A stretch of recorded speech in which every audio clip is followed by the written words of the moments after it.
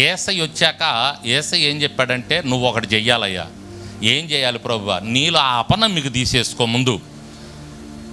నేను కనపడుతున్నానా, కనపడట్లేదా, అసలు ఉన్నాడా లేడా, ఇవన్నీ అసలుకి మర్చిపో. ఇవన్నీ తీసేసే అసలు నీ హృదయంలో నేను నీ పక్కనే ఉన్నా. నమ్ము, నువ్వు పరిపూర్ణంగా నమ్మి ప్రార్థన చేయి. నమ్ముట నీ వలనైతే నమ్మువానికి ఒకటి అరా సాధ్యం అన్నాడు. అక్కడ సమస్తము సాధ్యమే. దేవునికి స్తోత్రం. సమస్తము అంటే ఆ సమస్తములో అది ఏదైనా సరే, అది ఏదైనా సాధ్యమే నీకు. దేవునికి స్తోత్రం. నమ్మాలంతే. నువ్వు నా యేసయ్య నువ్వు నమ్మితే నీ జీవితంలో దేవుడు కార్యాలు జరిగిస్తాడు. పాస్టర్ గారు చెప్పాడంట, వర్షం కొరకు 3 రోజులు ఉపవాస కూడికలుండి ప్రార్థన చేశారు ఆ చర్చిలో. అయిపోయింది లాస్ట్ కూడిక. రేపు వచ్చేటప్పుడు మీరందరూ కూడా విశ్వాసంతో రండి అని చెప్పాడండి. విశ్వాసంతో రండి. ఎలా రమ్మన్నాడు? విశ్వాసంతో రండి. అందరూ వచ్చారు. ప్రార్థన అయిపోయింది. ప్రార్థన అయిపోయిన తర్వాత వర్షం పడిద్దని ఎదురు చూస్తూ ఉంటే కరెక్ట్గా ముగింపు ప్రార్థన అయ్యి ఆమె అనగానే వర్షం పడింది. దేవునికి స్తోత్రం.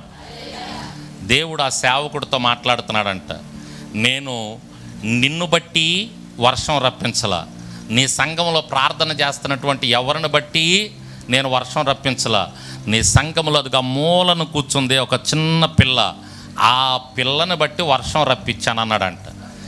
ఏంటి ప్రభువా ఆ పిల్ల? మేము ఇంత ప్రార్థన చేస్తే ఆ పిల్ల అంటారే, ఆ పిల్ల ఎవరు? ఆ పిల్లని ఇటు తీసుకురండి అన్నాడు. ఆ మూలను కూర్చుంది ఒక చిన్న పిల్ల. ఆ పిల్ల వస్తుంది. ఆ పిల్ల చేతిలో గొడుగు ఉందంట. దేవునికి స్తోత్రం. ఏముంది ఆ పిల్ల చేతిలో? గొడుగు ఎందుకు తెచ్చుకుంది? అసలు వర్షం పడిద్దని ఆ అమ్మాయికి ఎట్ట తెలుసు? మేము ఈ 3 రోజులు ప్రార్థన చేసాం, చివరి రోజు తప్పకుండా దేవుడు వర్షం ఇస్తాడు, నేను వర్షంలో తడవకుండా గొడుగు వేసుకొని వెళ్ళాలని గొడుగు తెచ్చుకుంది ఆ పిల్ల. దేవునికి స్తోత్రం. ఎంత విశ్వాసం చూడండి ఆ పిల్లకి. అర్థమవుతుందా మీకు? అది విశ్వాసం. అది విశ్వాసం. ఆ విశ్వాసపు క్రియలు చెయ్యాలి మీరు. దేవుడు రేపు పొద్దున కార్యం జరిగించబోతున్నాడు. ఈ రోజే నువ్వు స్టార్ట్ చేయాలి నీ పనులు. చేస్తున్నాడు దేవుడు. ఈ రోజు నుంచే నువ్వు విశ్వాసంలో ముందుకు సాగాలి. రేపు తప్పకుండా ఆ కార్యం జరుగుద్ది నీ జీవితంలో. దేవునికి స్తోత్రం. ఎంతమంది నమ్ముతున్నారు? గట్టిగా చెప్పండి హల్లెలూయా. ఆ చిన్న పిల్ల గొడుగు తీసుకొచ్చింది, వర్షం పడుద్ది. మేము 3 రోజులు ప్రార్థన చేసాం. వీళ్ళకి నమ్మకం లేదు, వీళ్ళకి పాస్టర్ గారికి కూడా లేదు ఆ నమ్మకం. ఏదో పెట్టాడు 3 రోజులు కూడికి, కానీ పాస్టర్ గారికి కూడా నమ్మకం లేదు. పాస్టర్ గారికి కూడా శరీరంలోనే ఉంటాడుగా. ఈయనలో కూడా ఎక్కడో కాస్త అపనమ్మిక పని చేస్తుంది ఈయనలో. కానీ ఆ చిన్న పిల్ల, అందుకనే యేసయ్య చిన్నపిల్లలను అన్నాడు వారిదే పరలోక రాజ్యం అన్నాడు. ఎందుకంటే వారికి తారతమ్యం తెలియదు. మనలో అపనమ్మికలు ఉంటాయి, ఎత్తు తగ్గులు ఉంటాయి, తారతమ్యాలు ఉంటాయి, భేషాలు ఉంటాయి. కానీ పిల్లల్లో అవేం ఉండవు. వాళ్ళు పరిపూర్ణంగా నమ్ముతారు. అందుకని పిల్లల మనస్సు కలిగి ఉండండి మీరని చెప్తాడు యేసయ్య. ఎందుకంటే పిల్లల వల్లే ఉండండి. పిల్లల్లో ఉన్న విశ్వాసం, పిల్లల్లో ఉన్నటువంటి ఆ మంచితనం, వాళ్ళల్లో ఎత్తుతగ్గులు తారతమ్యాలు ఉండవు, కపటాలు ఉండవు. వాళ్ళ మనసులో ఒకటి పెట్టుకొని బయటకు ఒకటి. పిల్లలు చూడండి ఎంత కలిసిపోయి ఎంత చక్కగా మాట్లాడుకుని, ఎంత చక్కగా అప్పటికప్పుడే తిట్టుకుంటా, అప్పటికప్పుడే వాటేసుకుంటా, అప్పటికప్పుడే మాట్లాడు, అప్పటికప్పుడే స్నేహం. ఆ మనసు కలిగి ఉండండి అని చెప్పాడు యేసయ్య. అందుకే దేవునికి స్తోత్రం.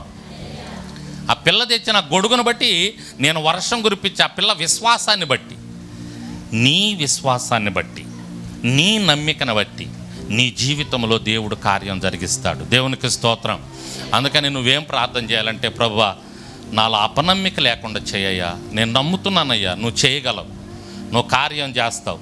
ఇప్పటి వరకు కొండల తట్టు నా కన్నులు ఎత్తాను, ఈ సృష్టిలో ఉన్నటువంటి సృష్టి వైపు చూశాను, నా కార్యం జరగదయ్యా, సర్వ సృష్టికర్తవు నువ్వు, నీ వైపు చూస్తున్నాను, అపనమ్మిక తీసేసే నాలో, నా జీవితంలో కార్యం జరిగించు అని నువ్వు ప్రార్థన చేస్తే దేవుడు తప్పకుండా. ఏం జరిగింది చూడండి అక్కడ 25వ వచనంలో, జనులు గుంపు కూడి తన యొద్దకు పరిగెత్తుకొని వచ్చుట ఏది చూసి, మోగమైన చెవిటి దయ్యమా వానిని వదిలిపొమ్ము, ఇక వానిలో ప్రవేశింపవద్దని నీకు ఆజ్ఞాపించుచున్నానని చెప్పి ఆ అపవిత్రాత్మను గద్దించును. అప్పుడు అది కేక వేసి వానిని ఎంతో విలవిలలాడించి వదిలిపోయాను. అంతటా వాడు చచ్చిన వాని వలె ఉండిన కనుక అనేకులు వాడిని చనిపోయినది. అయితే యేసు వాని చెయ్యి పట్టి వాడిని లేవనెత్తగా వాడు నిలువబడిను. దేవునికి స్తోత్రం.